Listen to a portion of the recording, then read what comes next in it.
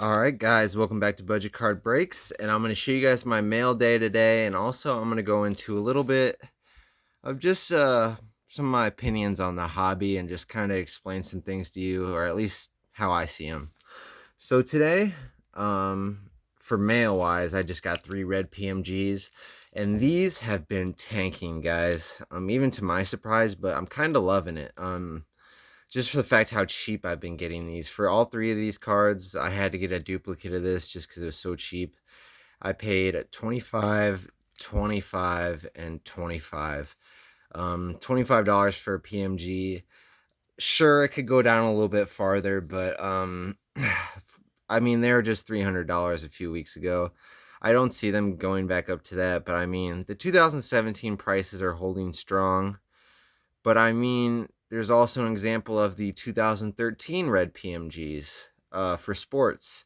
They didn't do so hot. I mean, you can look up their prices right now. I mean, I actually have an Andrew Luck red PMG and his blue PMG, and I think I bought both of those for like $100 altogether. So, um, I'm collecting these mainly out of love. I'm hoping that they do hold profit or become profitable for me, but mainly, you guys know that I've always wanted to collect the red PMGs, and I just wasn't able to because they're too expensive. And I really wasn't a fan of the 2013 PMG. I like those 97 ones, and I couldn't get my hands on any of them other than no-name players. And these are kind of no-name characters. That's why they're so cheap. But at the same time, you know, you guys know I collect. I kind of start from the bottom and go from there. So, I got about 8 or 9 of these so far, so moving a lot quicker than the kabooms, but let's get into the main part of the video, guys. So I just kind of wanted to explain to you guys 2 different kinds of collecting, okay? So right here, we have the Damian Lillard Kaboom. I got this for a steal, in my opinion, $200. And you can find these online anywhere from $350 to $650 right now. I mean, I kind of got lucky and got real cheap. But the thing about these cards, I like to get into these cards more, but you guys need to realize the more expensive the card is, the more rare a card is, the more niche a card is, the harder it is going to be to sell. A lot of these kabooms that I see online, I'll watch them, and they'll be for sale for sometimes months before they're sold. So just keep that in mind, guys, when you invest in, more expensive cards. They are harder to sell, so you got to be patient on those. But in my opinion, on the back end, they're more worth collecting, more worthwhile, less risk. I don't see this as a very risky investment. I think kabooms are going to hold value. That's just my opinion. And then here's my second example, an extremely liquid card. Yes, this card isn't worth a lot of money, but you could take this to absolutely any booth, or you go to a card show and unload and trade this, unload it. Anyone's going to want it just because it's such a liquid card. It's so easy to sell. If I posted this on eBay for the right price, maybe $5 under comps or even comp prices, it'd probably sell in a day or two. But the value is so much lower on this card, so much more volatile. I mean, I believe this card was going for $750 at one point, and now you can find these for like $30 ungraded. I mean, a PSA 10, that's a different story. However, this is not a PSA 10, as you can tell, left to right. I pulled this out of a pack, but I think it'd be a 9 if I graded it. Looks perfect on all other fronts other than the centering. But I just kind of wanted to add something to my video today other than just always doing mail days. Just kind of explaining. It's just the basics. I mean, I'm sure a lot of you guys know this, but just the difference of collecting, there's pros and cons to basically every card you get into. I prefer the more scarce, rare cards because as a true collector, when I do go to sell my cards, like these cards right here, like this guy, to be honest, I don't even know who he is in the Spider-Man series, which is people will be like, you're ignorant, you're not even a fan of him. Well, I'm a fan of the style of card, not necessarily the character, you know. But I do know these are lesser known characters, and I bought these for $25. If someone offered me $30 for this right now, yeah, I probably would sell it. So it kind of shows, because I'm not in love with the character. But if someone offered me $25, $24, no, I would never sell. I would die with this card in my hand.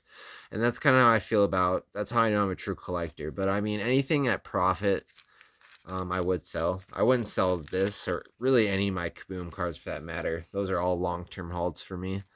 And I also wanted to talk to you guys what's upcoming for me. I'm doing a little bit of a collection pivot, you could say.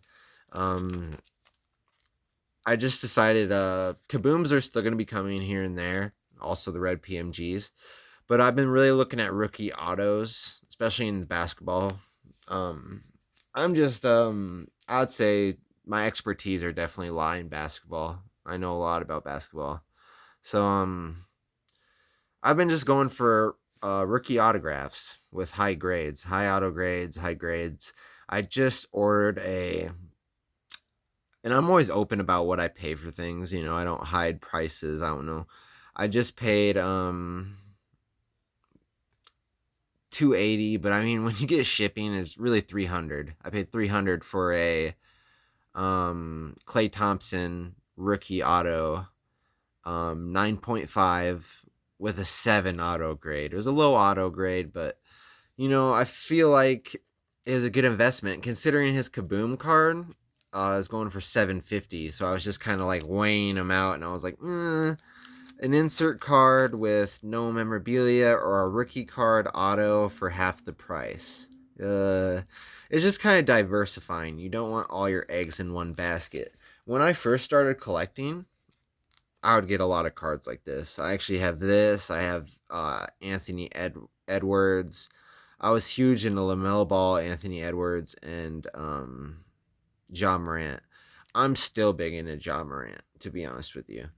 Um, but LaMelo and all those guys I kind of slowed down on just because it's really speculative. I just don't know what they're going to do in the league. But I wouldn't say not to collect in LaMelo just because he has fandom and stardom outside of basketball. Even if he didn't, his whole family, like the Big Baller brand, it's a brand. And I feel like they could have their own reality show if they wanted to. They're famous, they're interesting, they have been for years. So I think he's a very collectible person, LaMelo, and his prices reflect that. But I'll kind of go off on my rant, but some very exciting things for me coming in the mail and upcoming. And I'm excited just because I got that new job, so more money is going to be coming my way to play with and invest in. So that's all exciting news for me. So let me know what you guys think about that advice, and what you guys want. And just while I have all my cards out right now, I'm just gonna show this. This is another example of a card. This is kind of a card. Actually, this is probably my favorite card that I own. Shout out to Tarver Cards. Not the most expensive card I own, surely not. But I just love how he pops outside this card. And I just have my big box, like, expensive cards out. So I just kind of wanted to show this card off again. I would consider this kind of like if this was signed, this would be like this would be like the total grail card. I don't know if anyone has this card signed because it's not meant to be signed, but I'm sure there's someone out there that got Kobe to sign this, but that would just be amazing. But other than that, I'm going to close out with that. Budget card breaks. I know my name is totally condescending because I don't break things ever. Actually, I think breakers are really annoying, and they're kind of, I don't know. I just don't like breakers. Not really any of them. They pump up cars. They act like, the other day I saw this thing on my YouTube ads. So I'm going on and on. Of this guy, he's posting his breaks, and he said, this guy just pulled this Scotty Barnes rookie auto, estimated $3,000. Like, how is a Scotty Barnes autograph $3,000? Just explain that to me. And anyone that buys that card, I hope that you sell it the next day, because in a year or two from now, that card is not going to be $3,000. Like, I bet my collection on it.